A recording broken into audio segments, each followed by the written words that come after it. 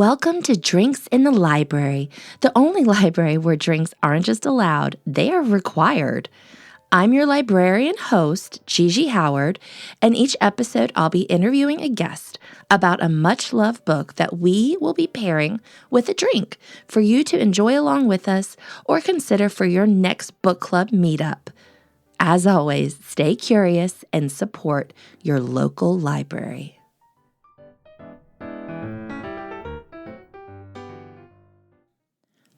Hello, Liberation Nation. What if I told you that your entire life boils down to just 4,000 weeks?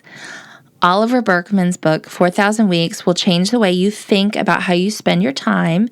And this is the exact topic of the amazing conversation I had with Rebecca Schinsky from BookRiot. Rebecca is the chief of staff for Riot New Media Group, which runs BookRiot, the largest independent publication covering books and the publishing industry in North America. With over 15 years of experience working on the bookish internet, Rebecca is an expert in building communities and products that enrich readers' lives and promote literary culture. Outside of work, she's passionate about travel, cooking and baking, movies, meditation, and the power of a nice long walk. So I have to say, I was so thrilled when Rebecca agreed to come on the podcast. It was like a celebrity for me. I've been a longtime listener of the BookRiot podcast, which she hosts with Jeff O'Neill. It's one of my favorite listens, and I've learned so much about the book and publishing universe from it. And actually, I first heard about 4,000 Weeks from Rebecca talking about it on the podcast. So it was really a full circle moment to discuss it with her.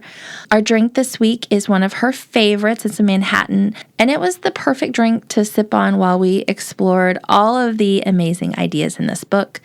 And one last thing, as always, if you're enjoying the podcast, if you're liking it, please let someone know. Talk to a friend about it this week.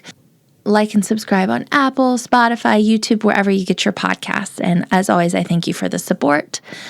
Without further ado, here is 4,000 Weeks with Rebecca Schinsky.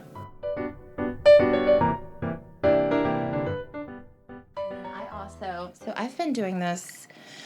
My first recording was last November. Okay. So it's relatively brief. And I also taught myself how to do this. Oh, that's how everybody does it. Yeah. And I had one friend who's a DJ that got me set up. That's nice. We got it going, and then I had to figure out the rest. Okay. So I don't think I'm the best at it, but it's all right. It's great. Everybody's an amateur starting podcasts typically. And it's great. You got to start somewhere. Yeah. Yeah. But I do want to acknowledge, so you are my first, to me, celebrity guest.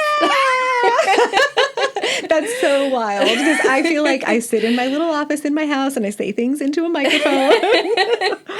Yes, but just real quick for my side of this, I've been listening to the BookRiot podcast for, I guess, a year and a half now, and love it. And I do want to say, a big supporter of it. I'm a Patreon subscriber. Oh, awesome. You hear all the weird shit. Yeah.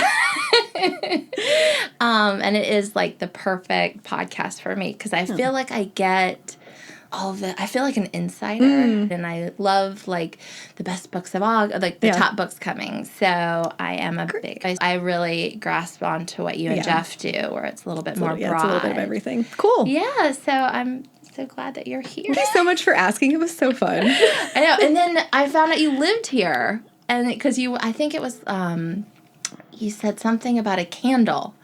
Oh, yeah, the burn down for what, lady? Yeah, you were talking about this candle, and you're like, if anyone lives in Richmond, and I was like, Virginia? Yeah.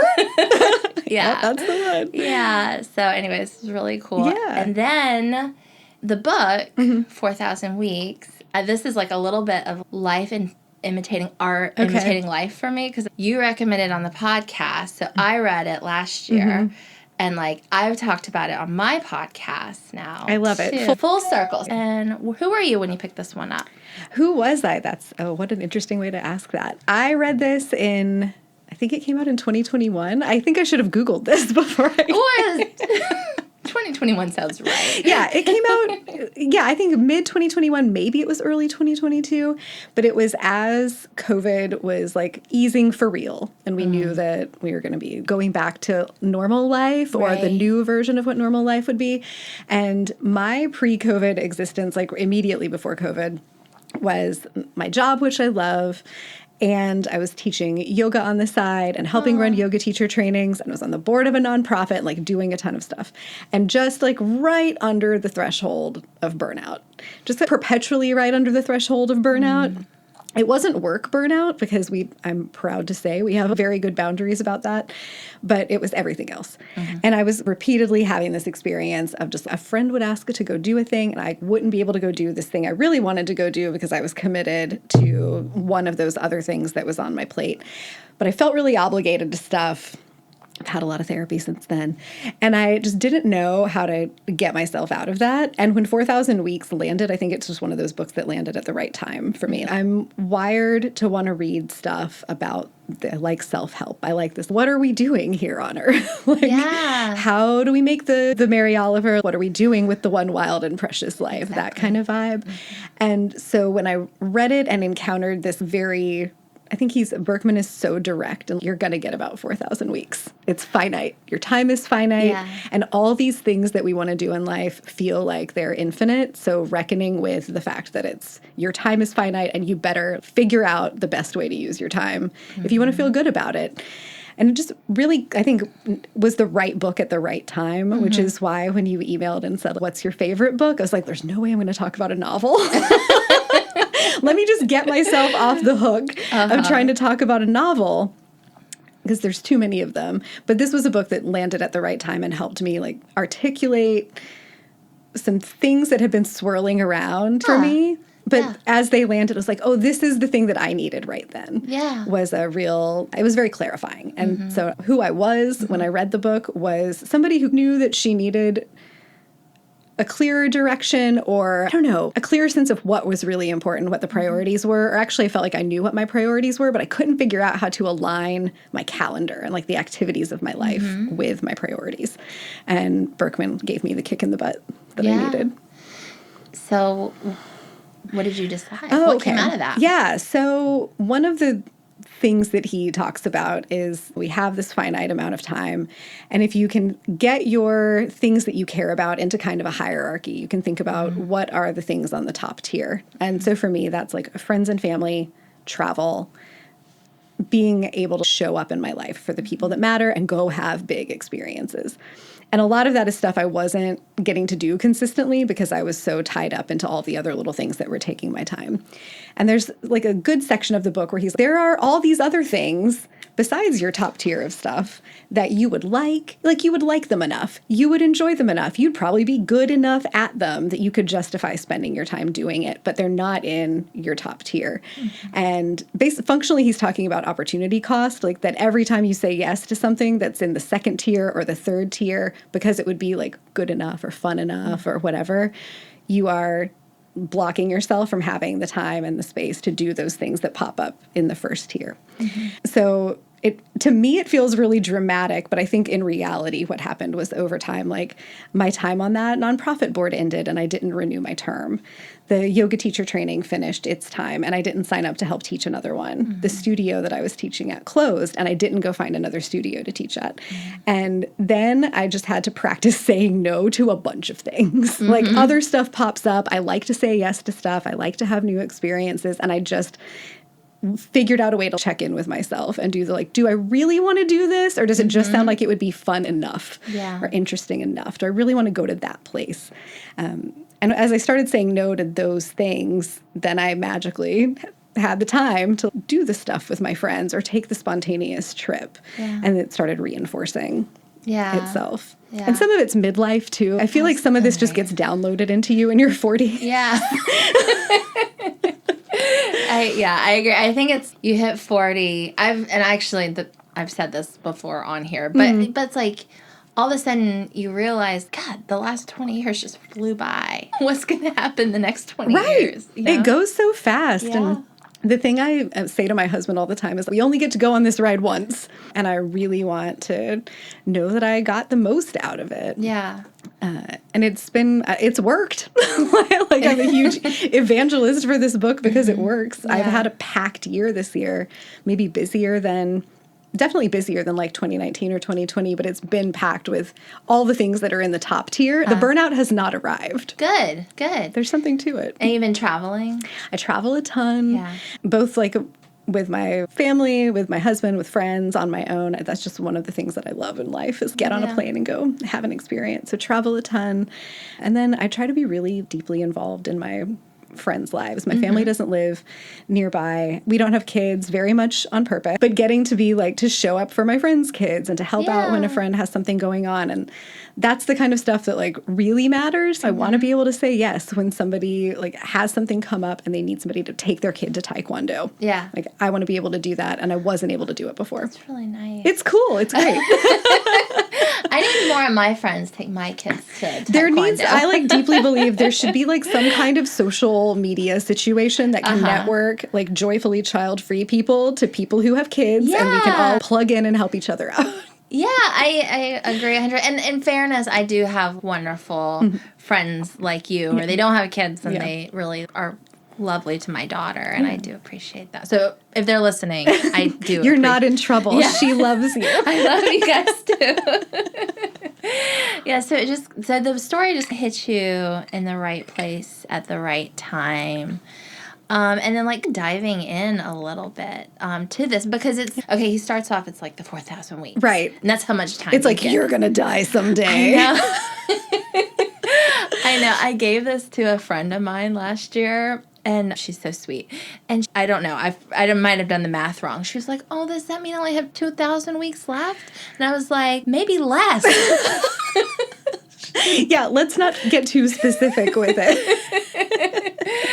Yeah. So, but what other things in this book do you like about it? I really like that the subtitle gets at it. He says time management for mortals, and that it's this philosophy of thinking about how to use our time in a way that's not about productivity. Yeah. Because most of it, and Burkeman talks in the book about how he came out of like deep productivity culture. He's the guy who's written about productivity for a long time. He's read all of the, getting things done and the 4-hour work week and like all the books on that shelf.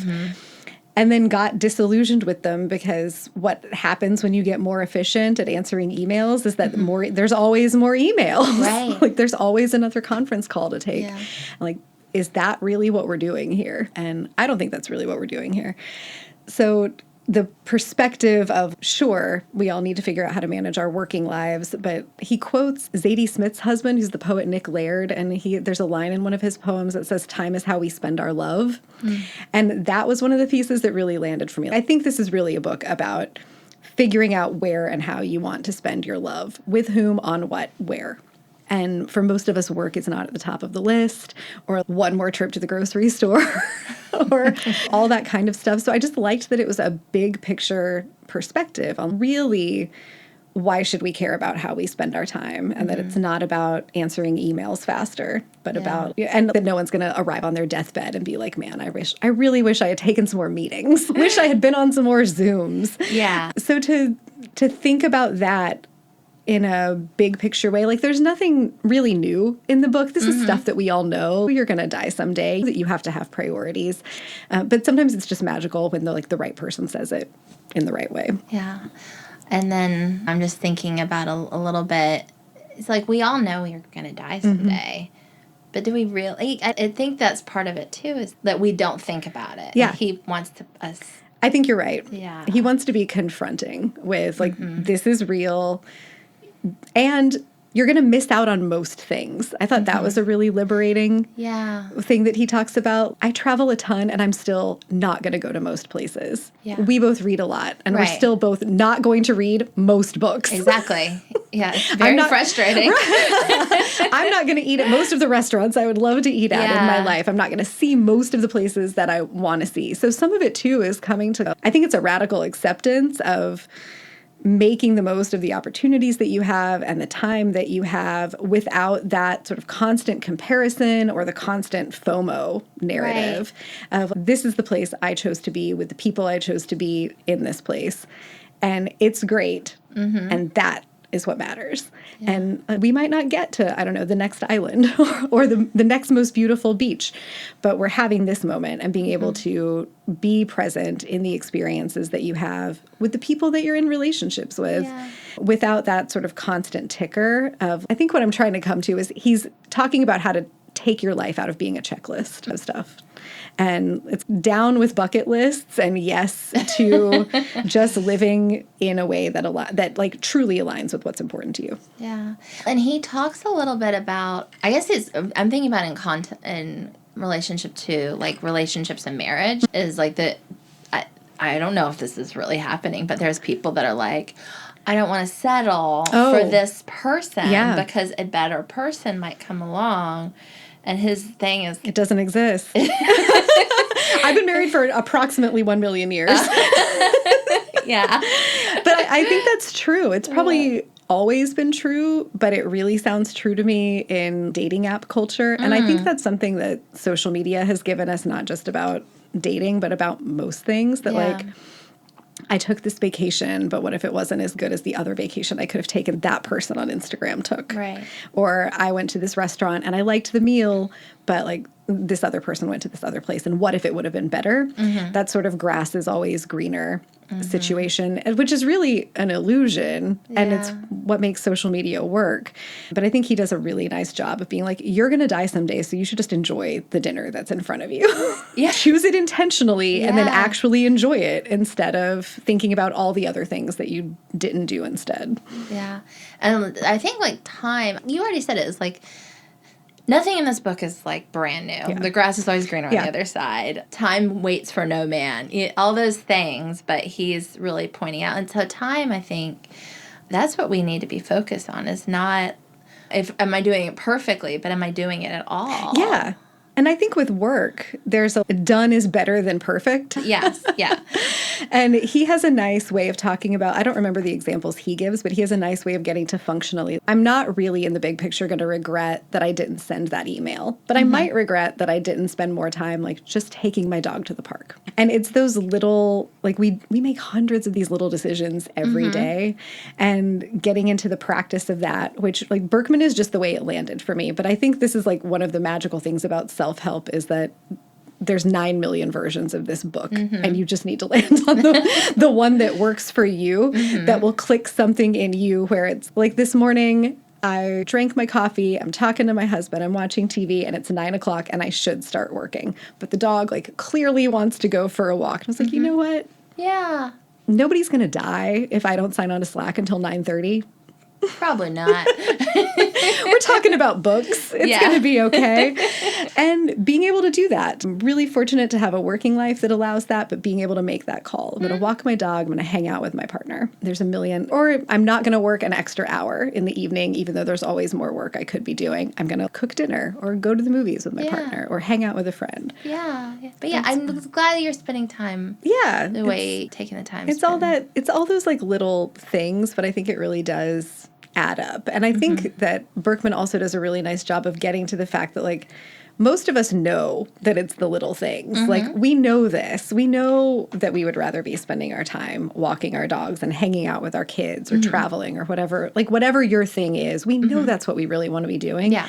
It's just in the moment, the pull of I could just send this one more email. Yeah. Is really powerful.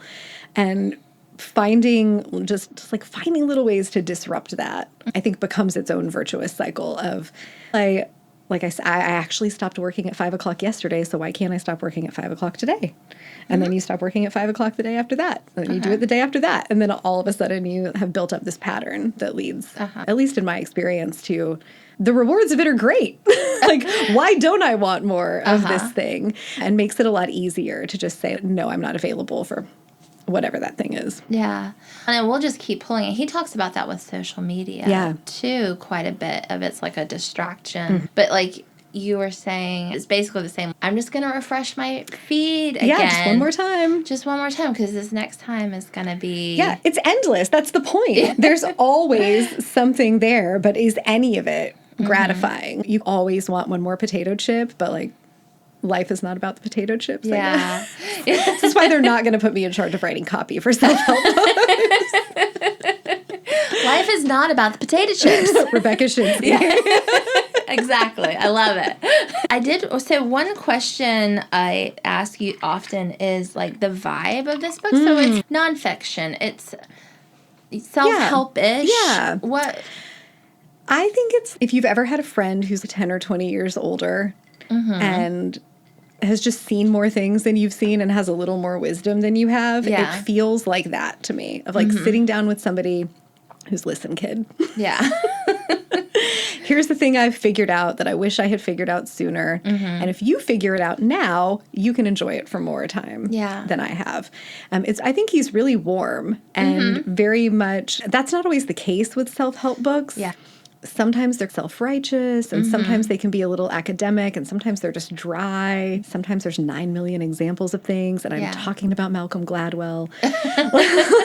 And Hang on, he's got a new one. Malcolm Gladwell's got he's like revisiting the tipping point.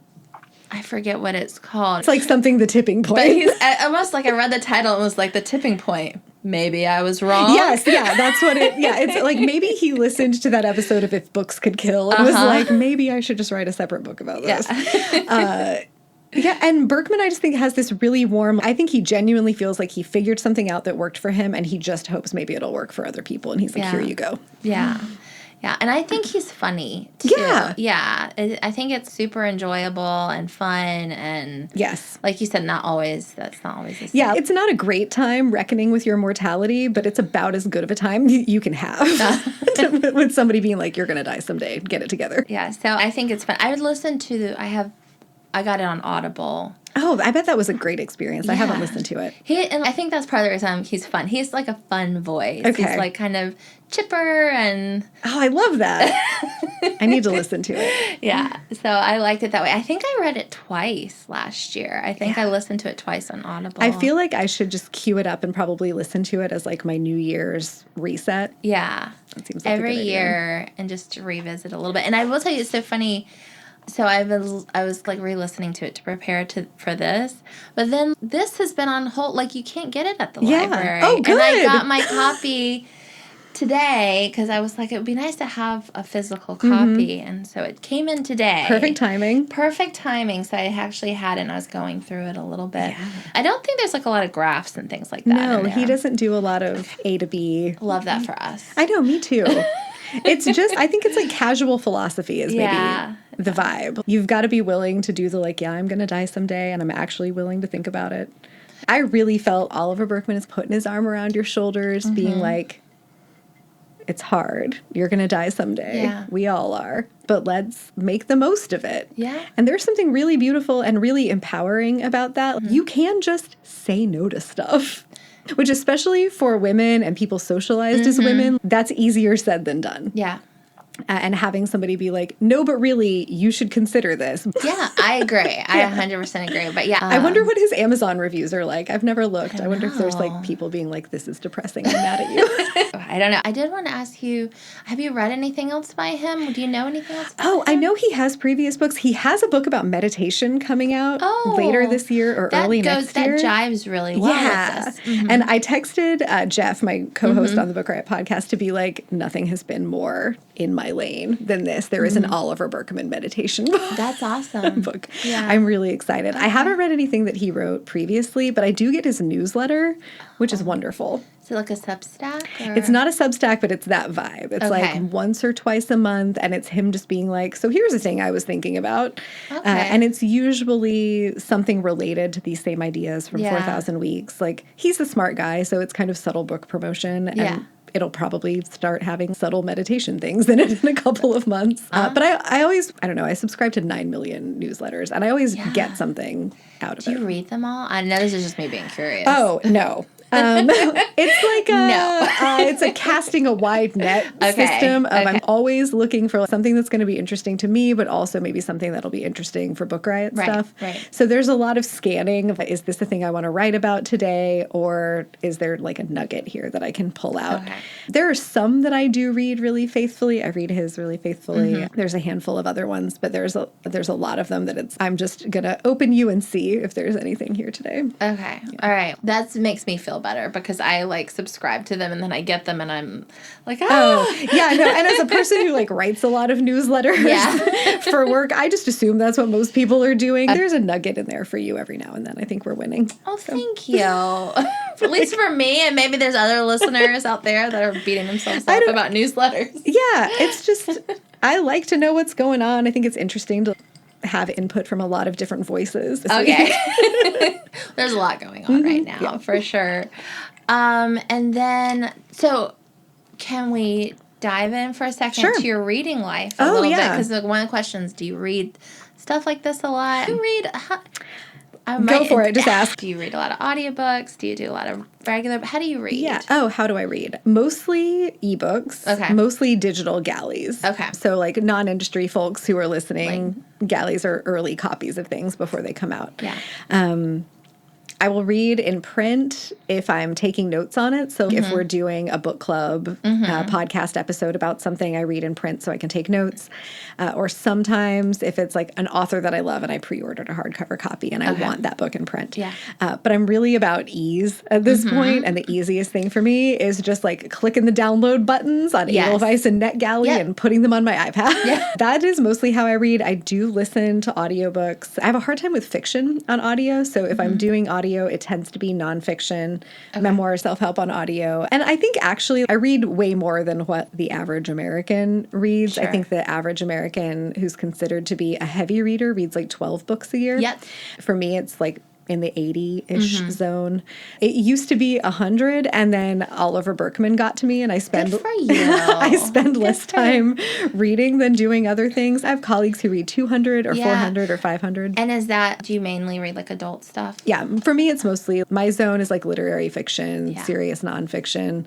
I read some genre, like that's been a great thing about my career is I had never read a romance before. I worked for BookRiot. I didn't read many thrillers. I had never read comics, and my career has pushed me to explore all of those things that are now all like main parts of my reading life. But a lot, like mostly for me, I think like most people, my reading happens in the evenings and the weekends. Like my job is a 9 to 5 job. I know. And you're not they don't pay you to read all day. No, I mostly live in like spreadsheets and conference calls. Okay. Good. We have that in common because people assume that's what I do all day. Yeah. And you're a librarian. How nice. Did you just sit around and read all day? It's so quiet there. I'm like, no. No, maybe you think it's quiet. We're working to make it quiet. Yeah, there's like children running around screaming. And people don't know what to do with computers. Yeah, I know. Exactly. But you do read some nonfiction, but you read mostly, I think in a given year, it's probably like 60-40 fiction and nonfiction. I'm interested in all kinds of things. So if you like drop the right piece of nonfiction at me at the right time, let's find out about that. But it is mostly, I try to be like pretty wide ranging. But in terms of like the practicality of how reading happens, it happens for me after dinner and on the weekends. And there are weeks where it doesn't happen after dinner because, I don't know, like the Olympics is happening. Yeah. Or I'm hanging out with friends or going to dinner or whatever. Yeah. There are plenty of weeks where it's like a novel on Saturday and a chunk of a book on Sunday. And over the course of the year, that adds up to 80 books. But it's not like as big of a part of my day as I think most people would imagine given what my job is. Yeah. You get it done. Yeah. And done is better than perfect. Yeah, exactly. Yeah, I do book reviews for book list. Okay. And then I do this podcast. Yeah, I'm always trying to find different Do you read everything that the guests are picking? I try to read most. Okay. I at least get 30% of the way through. Are you just praying that nobody picks Middlemarch or something? I've had some long ones. Some of them I'd already read before, so that was okay. But I don't know. My husband is always like, nobody is forcing you to read all these books. And I'm like, I know, but I feel like I should. And then Oliver Burkeman swoops in. I know. He needs to be whispering in my ear. Don't read it, Gigi. Don't read it. Just Google it. Ask ChatGPT for a summary. Yeah. But I feel like it does enrich. And kind of like what you were saying is like it's pushed me to read things I would never have read before. I think that's beneficial. Yeah, that's a cool thing about the work that you do and the work that I get to do is I'm constantly hearing about books that I think if I just wandered into a Barnes & Noble, I would never find out about. Yeah. So I've liked that part of it, too. Me too. So, it's fun. My reading life is totally different than I think it would have been if I had been like a civilian. You don't have the same focus. And I will say, I once again not going back to your podcast, is I'm always like, well, I've got to add, I have a whole list and I have like sub lists and things I really want to try to get to. So it's been great for my TBR. Yeah, I feel that way too. It's before I did this for work, I just read whatever I wanted. And then when BookRiot started, I was reading all kinds of things, like trying to really keep up with release schedules. And for a while, I co-hosted another show called All the Books that is like a weekly show about the new releases of that week. And at the time, I had a co-host who reads really fast. She reads like 500 books a year. Adult books? Yes. Ooh. She's just really fast. Okay. And she retains them. That's the first question everybody asks. But I think people want some reassurance of that their reading life is fine. And so they'll be like, but does she remember them? And it's like, she actually does. Wow. And also, how much she reads has nothing to do with how much you read. Exactly. That's how she chooses to spend her time. But that got to be too much for me, trying to read specific things on specific timelines. And so it works out well for the BookRiot podcast. We talk about new books every week and what we've been reading, but I can read whatever I want and just talk about it. And I'm reading plenty of stuff I'm not talking about too. Oh, okay. Oh, my. It's not that exciting. Yeah. I guess I always ask at the end here, who would you recommend 4,000 Weeks to? Oh, gosh. I think if you feel like you're feeling the crunch of your time and you can't quite figure out like how to be enjoying your time more, this is a book for you. And honestly, I think that's most of us. Like, I don't know anybody who's not impacted by the million things we have to do every day. And I find it to be a lot of self-help books exist in this, I don't know, magical fairyland of you could have a 4-hour work week. Like capitalism just doesn't exist. And so let's imagine how perfect things could be. And they are just not grounded in reality. And I really think that like the fundamental thing that I appreciate about this book is that it is grounded in reality. It's grounded in the reality that our time is finite, that we have all of these things that compete for our time, and that we have to make a billion decisions about it every day. And here's how you do it. And also you're going to screw it up sometimes, and that's okay too. Like you will end up spending your time in ways that you don't feel great about, but learning to pay attention to that helps you make better decisions about it the next time around. And it just feels like very, I don't know, supportive and encouraging and not scoldy. There's a lot of really scoldy self-help or a lot of like holier than thou stuff in this vein. And I feel like Burkeman is very much, hey, I feel this too. Let's talk about it. Here's what works for me. Yeah. And I hope it works for you too. And I think that if, in my experience, having read a lot of books in this vein and a lot of businessy management type books, if you get like one or two meaningful things that you can take into your life from the book, that book is a win. There's a lot of repetition in self-help books.